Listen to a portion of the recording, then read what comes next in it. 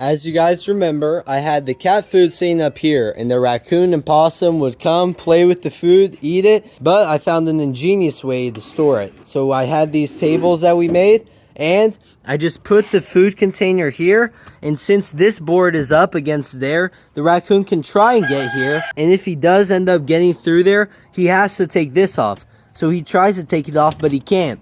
That's because it's against this side and almost against that side, so he really has to pry it off. And even after that, he somehow has to get this lid off through there or through there. So it's really easy for me to get the food, but hard for the raccoon to get it. Do you guys think this was a good idea, or do you have a better one?